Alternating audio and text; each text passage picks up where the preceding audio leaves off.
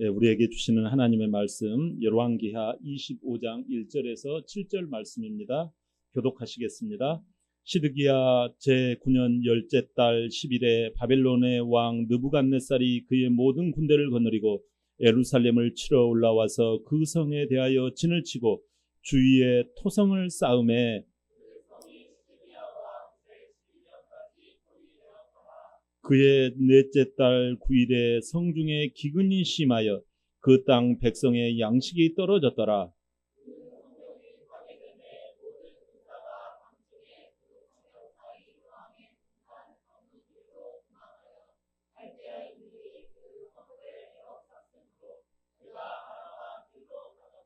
갈대아 군대가 그 왕을 뒤쫓아가서 여리고 평지에서 그를 따라잡음에 왕의 모든 군대가 그를 떠나 흩어진지라.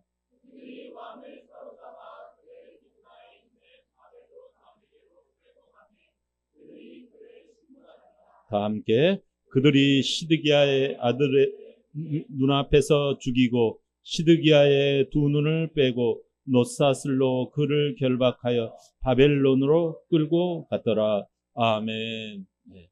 우리 다 같이 한번 말씀의 제목을 한번 고백해 볼까요? 시작. 대를 이어가는 인생, 대를 이어가는 인생.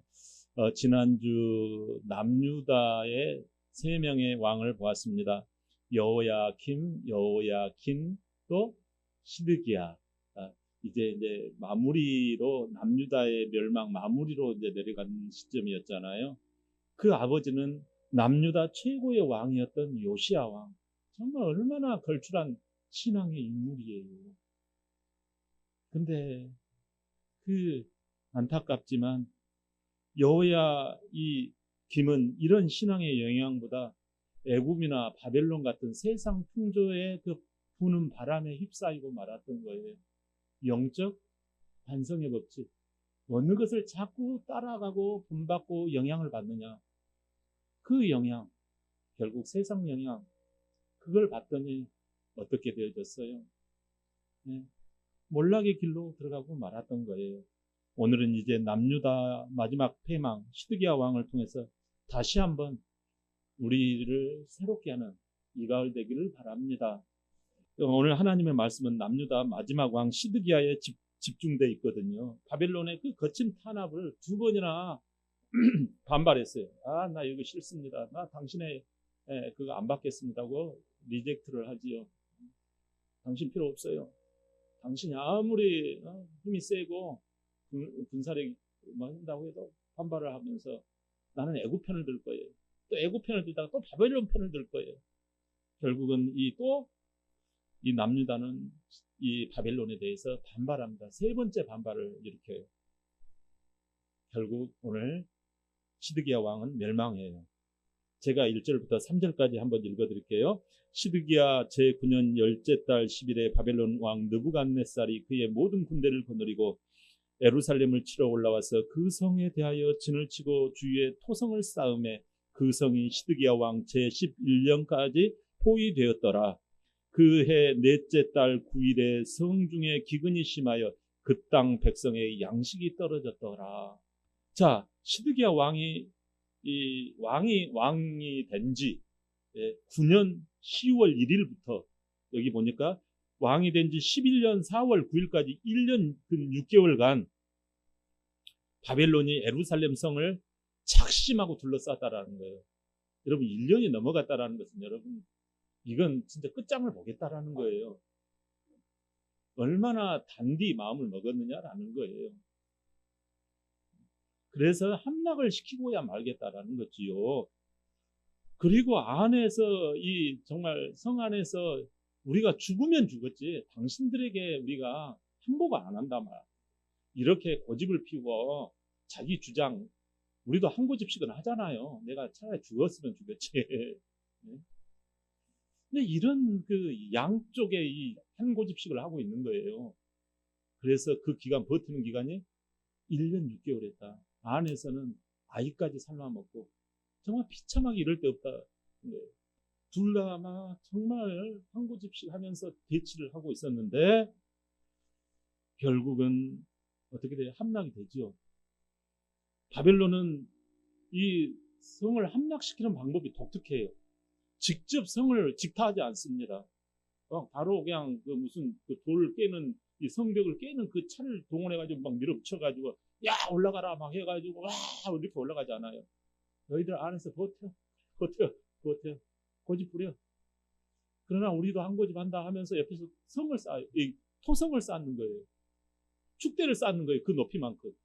그리고 그냥 밀고 들어가는 거예요. 이 토성을 쌓는 이 공격으로 인해서 결국은 이 남유다는 성 안에 갇혀 굶주리며 싸우다 끝까지 항전하다가 성이 파괴됩니다.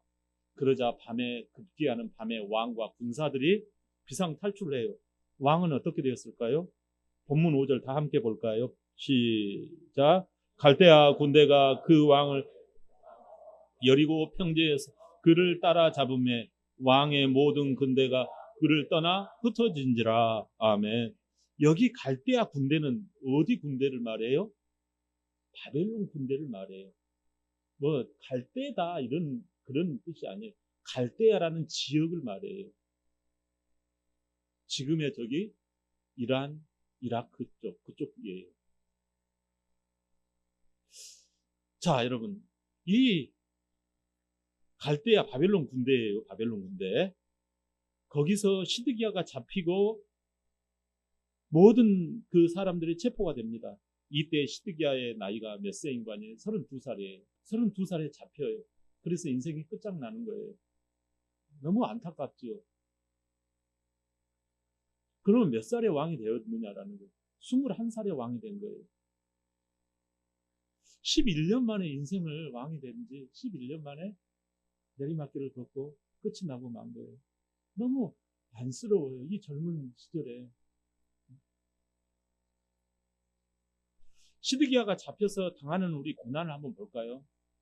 7절에 다 같이 한번 봅시다. 7절 본문 7절에 시작. 그들이 시드기야의 아들들을 그의 눈앞에서 죽이고 시드기야의 두 눈을 빼고 노사슬로 그를 결박하여 바벨론으로 끌고 갔더라. 아멘. 자, 시드기야는 아들들이 정말 비참하게 죽어요.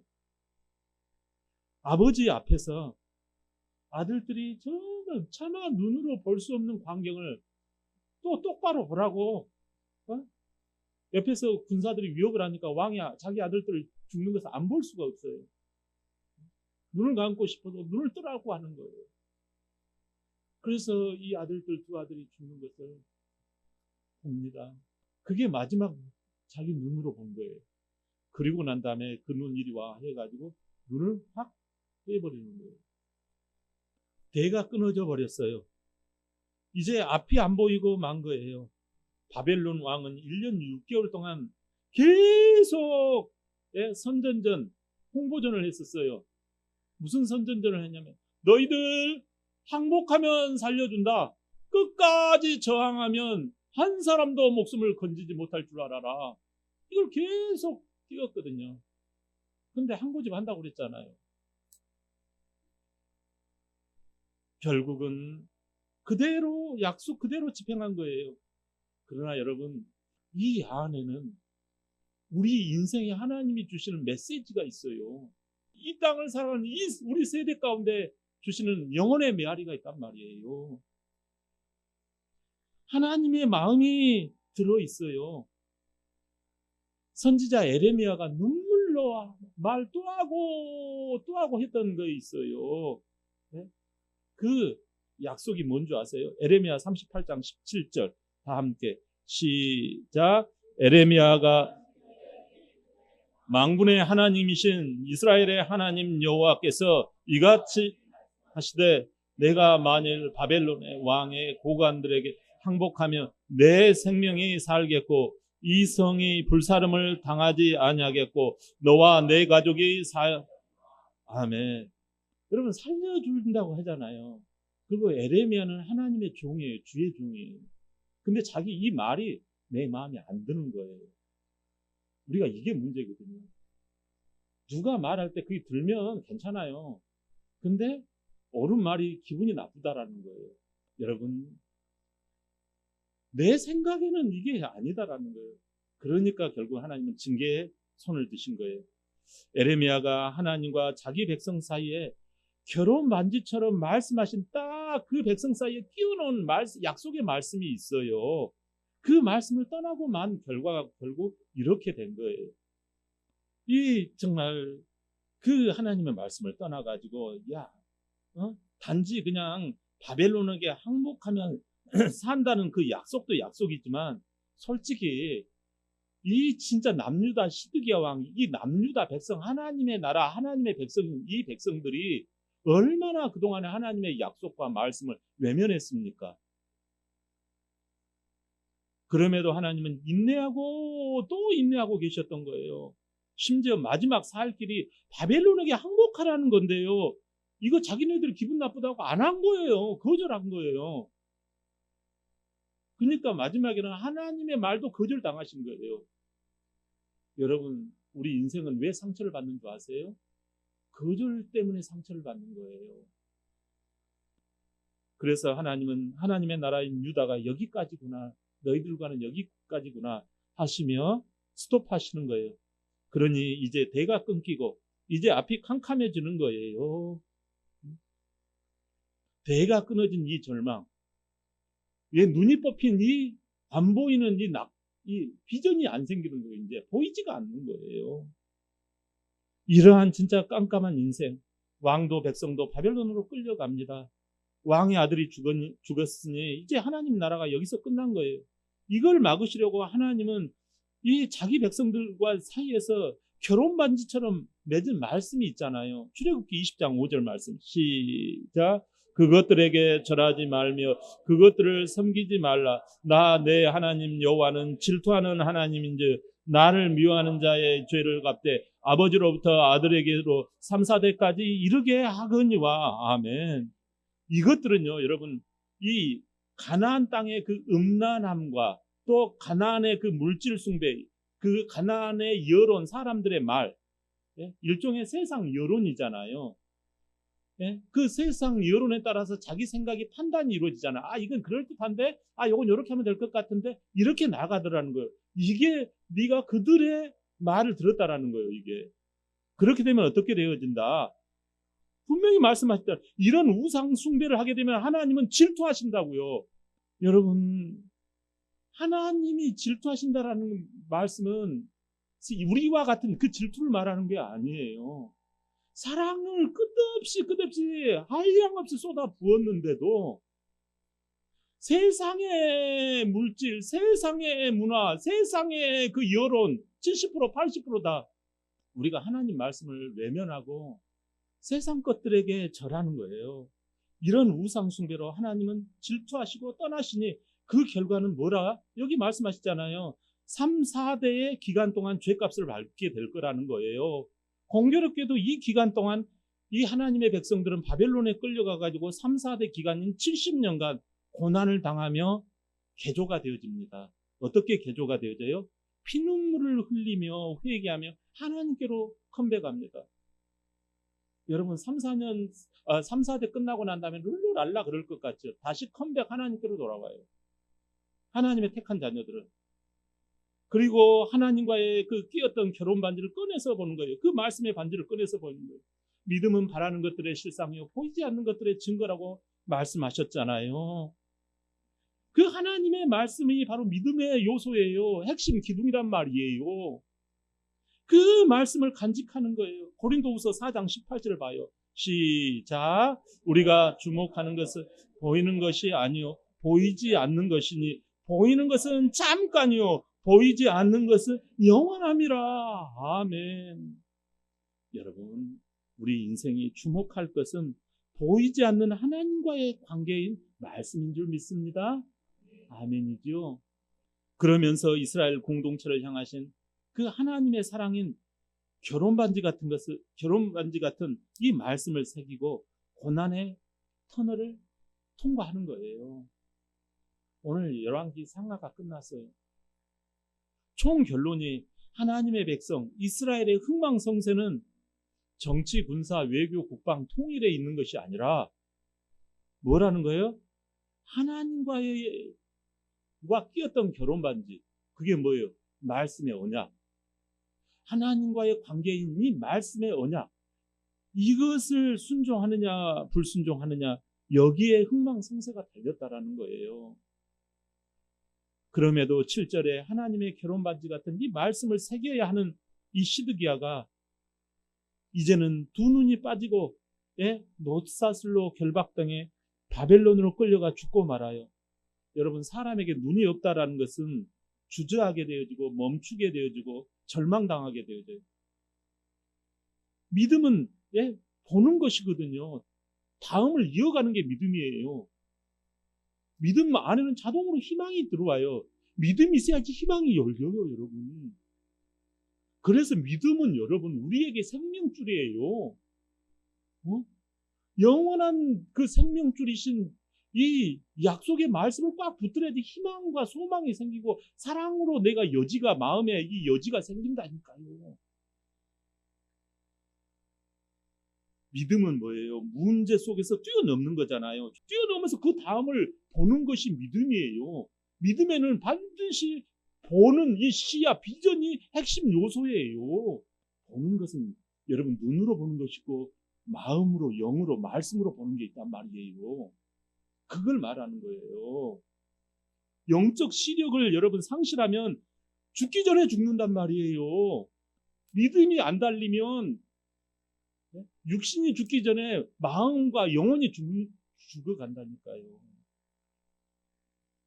죄는 여러분 믿음을 상실하게 만들어요. 죄는 말씀을 마음에 담지 못하고 눈을 뜨지 못하게 만들어요. 결국 볼 수 없으니까 깜깜한 어둠에 빠져서 영원한 그 수월에 안 들어간다라는 보장이 없어요. 안타까울 뿐이에요. 제가 청년 때 회사에 입사를 했더니 회사 그 인사부에서 정석항 씨는 이제 신입사원이니까 우리 대기업에서 실시하는 신입사원 연수 교육을 저기 경기도 어디쯤에 잊어버렸는데 거기 안성에 가가지고 받으래요. 그래가지고 우리 동기 한 300명이 가가지고 받았네요. 근데 그 연수 받는 과정 가운데 이런 게 있었어요. 둘씩 이렇게 한 조가 돼가지고 달리는 그 운동이 있었어요. 2인 1조 달리기가 있었어요. 조건은 한 사람은 이렇게 검은 암막 같은 이 검은 띠로 눈을 가리고 한 사람은 그냥 눈을 뜬 정상적인 사람이에요. 이 사람의 안내를 이 사람의 이 안내를 받고 이 코스를 돌아서 오는 거예요. 가다가 보면 막 개울도 있고 막 그 밑에 막 그 나무 밑에 터널 같은 데도 막 고개를 숙이고 막 기어가다시피 하는 그런 과정이 있었어요. 근데 저는 그때 거기서 1등을 했어요. 앞에서 나를 눈뜨고 이 사람이 시킨 대로 앞에 3m 앞에 개울이 있어. 그냥 철벅철벅 지나가도 돼. 그럼 오케이. 한번 지나갔다고요. 그래가지고 앞에서 시킨 대로 이번에는 그냥 포복을 해. 그냥 차라리 포복하는 게 좋아. 알았어. 포복을 해가지고 냅다 막 달렸죠. 그랬더니 1등 막 먹은 거예요. 근데 동기들이 그러는 거예요. 생각보다 힘들더라고. 아니, 앞에 친구가 알려주는데도 안 믿어지는 거야, 이게. 앞에 물이 있다고 하니까 여기에 병 조각이 있을까봐.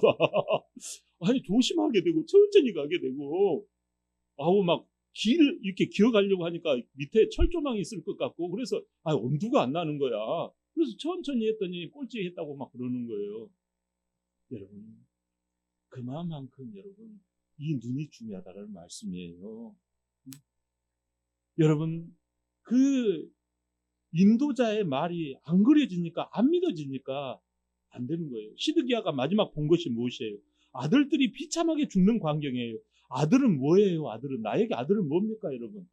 나에게 자녀는 뭡니까? 자녀는요, 나의 다음 세상이에요.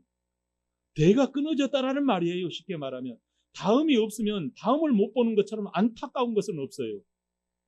여러분, 우리에게 다음이라는 것은 희망이에요.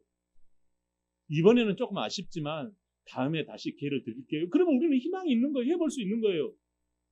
근데 지금 아들이 죽어버렸어요. 다음이 셧다운 돼버린 거예요. 미래가 끊어져 버리고 못 보게 되고 절망당해서 결국은 어떻게 되어집니까? 영원한 어둠에 빠지고 심지어 죽어봐야 알게 되는 인생이 되는 거예요. 얼마나 죽어봐야 아는 게 아니에요, 사실. 하나님의 말씀의 결혼 반지를 내가 마음에 꽉 끼고 있으면 능히 여러분 달려갈 수 있고 이 어둠을 뚫고 나갈 수가 있는 거거든요. 이런 절망을 벗어나려면 어떻게 해야 합니까? 베드로전서 3장 18절 시작. 그리스도께서도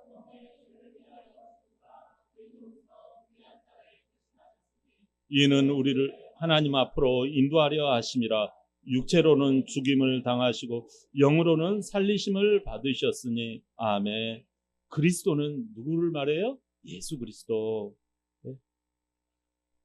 한 번으로, 단번이란 말은 한 번을 말해요. 한 번 십자가에서 죽으셔서 하나님과의 그 결혼 반지처럼 나에게 주신 그 말씀을 내가 외면을 했잖아요. 그리고 아들 같은 나의 다음 세상이 끊겨져 버렸잖아요. 지금 암담하잖아요. 컴컴한 인생이잖아요. 내가 열심히 하면 될 것 같지만 또 실망하고 낙심하잖아요. 이러한 어둠 인생의 죄값을 예수님께서 단번에 해결해 주셨다라는 거예요. 할렐루야. 그리고 부활 새로운 삶으로 일어나신 거예요.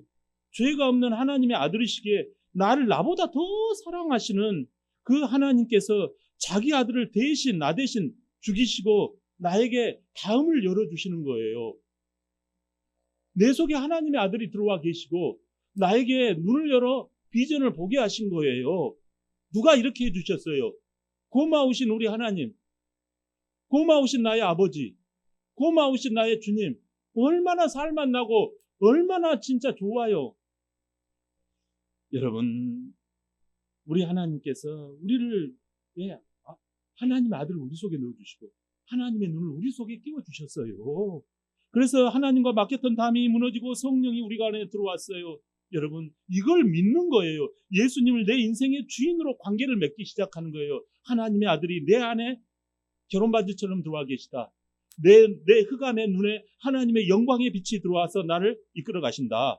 내 인생의 다음 세대가 열리고 눈이 밝아져서 비전이 투사되기 시작합니다. 지금까지는 탁탁 토막난 인생, 막막한 인생이었는데 미래를 열어보게 돼요. 용기가 생기고 까짓것 한번 내가 주 예수 그리스도 이름으로 한번 해보자. 한번 왔다 가는 인생.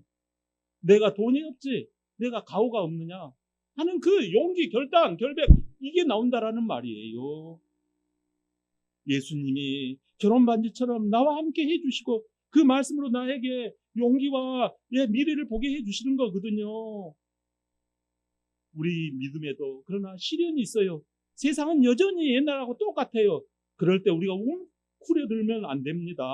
이럴 때 주님 말씀을 마음에 잘 간직하고 내 속에 하나님의 아들이 계시고 이 하나님의 결혼반지를 읊조리고 믿고 전하고 주장하며 세상과 구별되게 살아가는 거예요. 그럴 때 하나님의 놀라운 기적이 일어나는 줄 믿습니다. 사람마다 자녀가 있잖아요. 자녀는 나의 다음을 이어가는 다음 세대잖아요.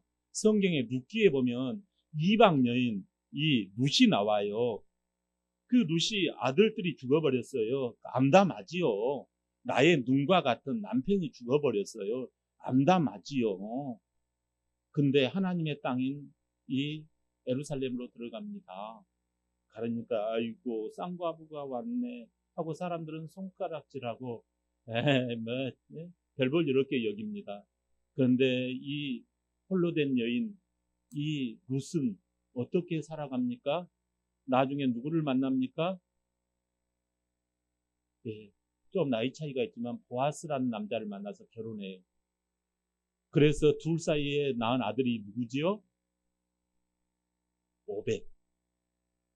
그러면 오벳이 결혼해가지고 낳은 아들이 누구지요? 이세. 이세가 결혼해가지고 낳은 아들이 누구지요? 다윗. 이 찬란한 영광, 이 정말 다윗이 나와요. 우리 집안에 다윗과 같은 인물. 네? 다윗의 자손이요. 예수님 막 그렇게 하잖아요. 다윗은 대단한 하나님 마음에 딱 드는 자라는 게 다윗이에요. 여러분, 그러면 자 우리 올라갑시다. 우리도 다시 할 수 있어요. 룻과 같이 정말 아들들 죽어버리고 진짜 내 눈에 진짜 암담해지고 그럴 때 어떻게 이렇게 대박을 치는 여인이 됐을까요? 여러분, 다름이 아니에요.